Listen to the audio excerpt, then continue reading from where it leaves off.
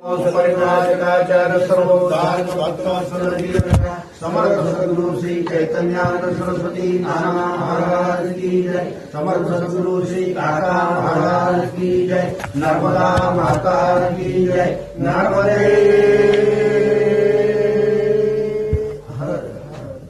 ब्रह्मानन्दं परमसुखदं केवलं ज्ञानमूर्तिं द्वन्द्वातीतं गगनसदृशं तत्त्वमस्यादिलक्ष्यम् एकं नित्यं विमलमचलं सर्वदी साक्षिभूतं भावातीतं त्रिगुणरहितं सद्गुरुं तं नमामि। गुरुर्ब्रह्मा गुरुर्विष्णु गुरुर्देवो महेश्वरा गुरुः साक्षात् परब्रह्म तस्मै श्री गुरवे नमः। वक्रतुण्ड महाकाय सूर्यकोटि समप्रभ निर्विघ्नं कुरु मे देव सर्वकार्येषु सर्वदा। अवधूत चिंतन श्री गुरुदेव दत्त समर्थ सद्गुरु श्री चैतन्यानंद सरस्वती नाना महाराज की जय। आई बाबा आज सकाळी आपण गुरुचरित्र पारायणाला सुरुवात केलेली आहे। गुरुचरित्र काय आहे त्याच्याबद्दल आपण थोडीशी चर्चा करू। नंतर आपण आज सकाळी जे 7 अध्याय वाचले त्या 7 अध्यायांचं थोडंसं विश्लेषण आपण करणार आहोत। तर गुरुचरित्र काय आहे तर गुरुचरित्र हे गुरुचं चरित्र आहे। गुरुबद्दल त्याच्यामध्ये सगळी विचक्षणा सगळी केलेली आहे। तर गुरु कसा असावा त्याचं सगळं या गुरुचरित्रामध्ये आपल्याला त्यांनी कथन केलेलं आहे। तर आपल्याला आज गुरुचरित्राबद्दल ऐकायचं आहे। गुरु कसा असावा हा एक फार मोठा प्रश्न आहे। तर गुरु करण्यासाठी काही उदाहरणं त्यांनी नाना द्यायची आम्हाला की गुरु कसा असावा। तर 2 प्रकारचे गुरु आहेत। एक स्वतः शिष्याला घेऊन डुबणारा आणि एक शिष्याला घेऊन तारणारा।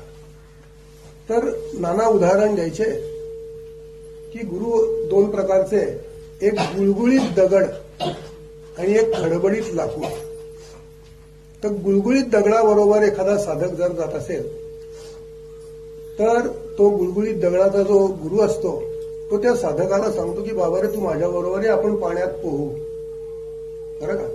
तर हा जो गुळगुळीत दगड आहे तर दगडाची एक टेंडन्सी अशी आहे की त्याची घनता, आपण थोडंसं भौतिक शास्त्राकडे पण वळू की दगडाची घनता ही पाण्यापेक्षा जास्त आहे। त्यामुळे तो गुळगुळीत दगड पाण्यात जर टाकला तर तो निश्चित बुडणारच आहे, तो तरंगणार नाहीये। तर असा प्रकारचा जो गुळगुळीत दगड असतो तो दिसायला खूप चांगला असतो, गुळगुळीत असतो आणि आपल्यासारखा साधक असतो तो त्याच्याकडे पाहतो, अरे काय छान आहे, गुळगुळीत आहे, मग याच्याबरोबर जायला काय हरकत आहे। म्हणून तो अशा प्रकारचा साधक त्या गुळगुळीत दगडाबरोबर जातो आणि तो जो गुळगुळीत दगड आहे तो आपल्या साधकाला सांगतो ये माझ्याबरोबर पाण्यात आपण उडी मारू। मग तो पण बुडतो आणखीन त्या साधकाला पण घेऊन बुडतो। म्हणून अशा दगडाबरोबर न जाता नाना असं सांगायचे की खडबडीत लाकडाबरोबर जा।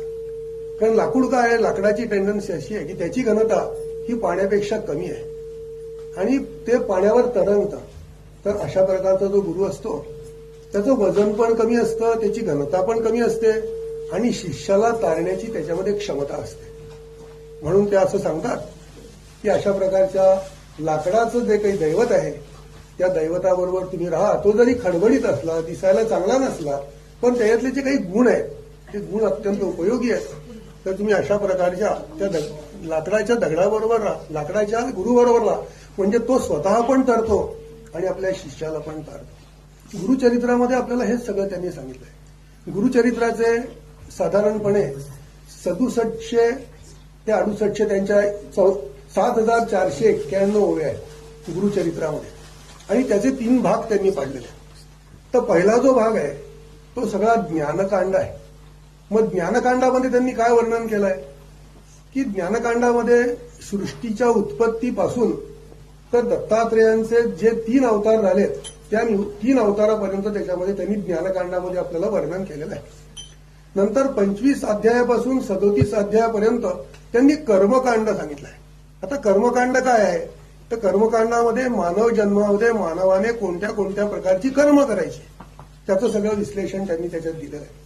आणि शेवटचे 38 पासून तर 51 पर्यंत जे अध्याय आहेत त्याच्यात त्यांनी भक्तिकांड आहे। तर त्याच्यामध्ये भक्ती कशी करावी, आपल्या गुरु आपला उद्धार कसा करेल आणि गुरुच्या निकट कसं जावं, त्याच्या सान्निध्यात कसं राहावं ते आपल्याला या शेवटच्या सगळ्या अध्यायांमध्ये त्यांनी शिकवण्याचा प्रयत्न केलाय.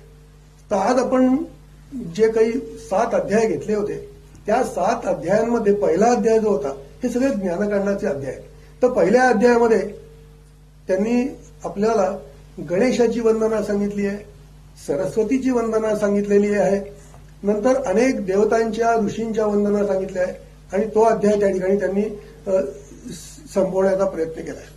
तर या अध्यायामध्ये त्यांनी काय केलेलं आहे की जर का कधी गुरुचरित्र तुम्ही वाचलं तर त्या गुरुचरित्रामधून तुम्हाला काय मिळणार आहे, तर गुरुचरित्रामुळे आपल्या ज्या मनोकामना असतात त्या सगळ्या पावतात, आपल्या मनोकामना सिद्ध होतात, त्या संकल्पाला जातात.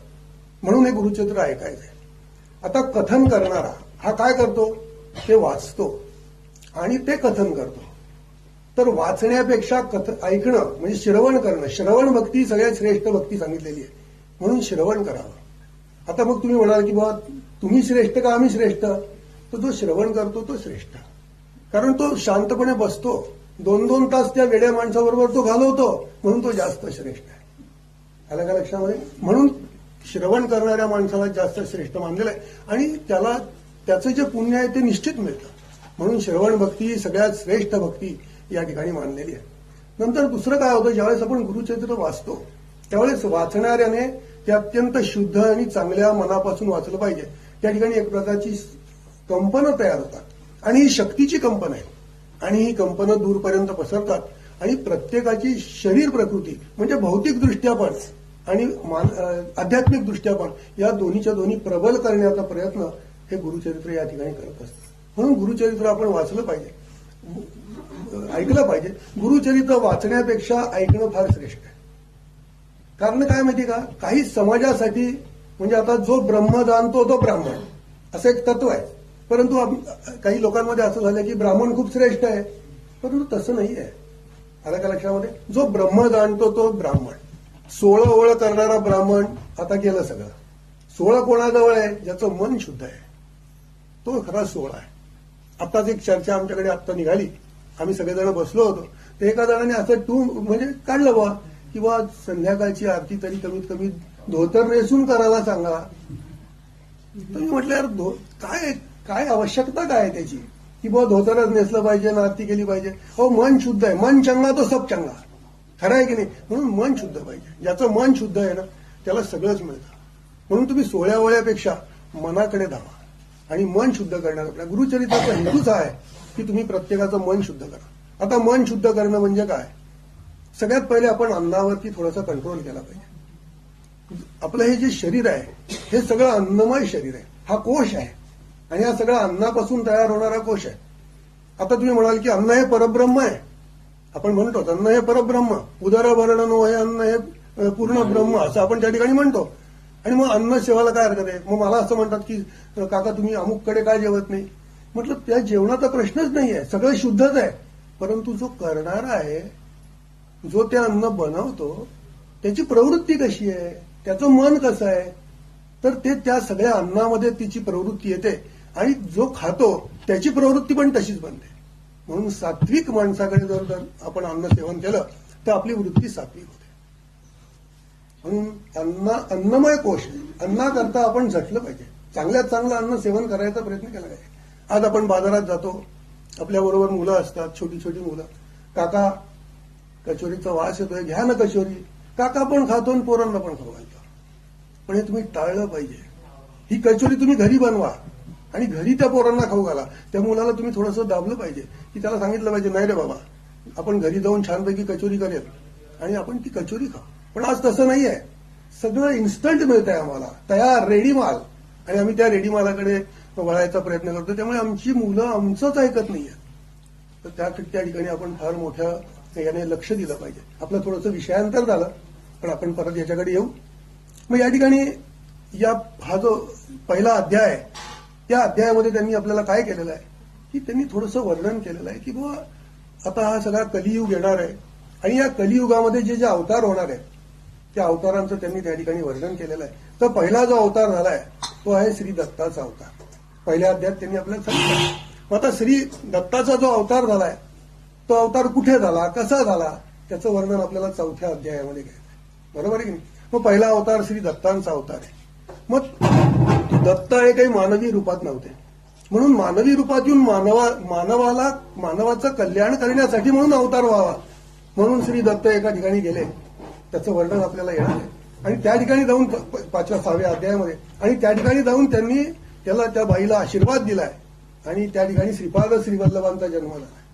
श्रीपाद श्रीवल्लभांचं पण कार्य जेव्हा संपत आलं तेव्हा त्यांनी सुद्धा एका स्त्रीला आशीर्वाद दिलेत की तुझ्या पोटी मी जन्माला येईल म्हणून नरसिंह सरस्वतींचा जन्म झालेला आहे. नंतर नरसिंह सरस्वती हे कर्दळी वनात गेलेले आहेत. कर्दळी वनामध्ये त्यांनी देहत्याग केलेला नाहीये पण त्या ठिकाणी ते अदृश्य झालेले आहेत. आणि नंतर मग अक्कलकोटच्या स्वामींचा जन्म झालाय. तर अक्कलकोटच्या स्वामींचा जन्म जेव्हा झाला त्यावेळेस त्याच वेळेला 3 लोक आणखी जन्माला आले. आता ते 3 लोक कोण? तर अक्कलकोटचे स्वामी, टेंबे स्वामी, आणखीन एक आहेत ते माणिक प्रभू. या तिघांचा जन्म एकाच वेळेचा आहे म्हणून हे तिन्हीचे तिन्ही अंश अवतार मानले जातात. अक्कलकोटच्या स्वामींना पूर्ण अवतार म्हणतातच आहेत परंतु बाकीचे जे आहेत ते अंश अवतार मानले जातात. या पहिल्या अध्यायामध्ये आपल्याला त्यांनी मंगलाचरण दिलेलं आहे आणि मंगलाचरणातनं आपल्याला या अध्यायांचं त्यांनी वर्णन केलं. तर आता त्या ठिकाणी काय शिकायचं आहे की गुरुकृपा काय आहे ते त्यांनी आपल्याला त्या ठिकाणी सगळं सांगण्याचा प्रयत्न केला. आता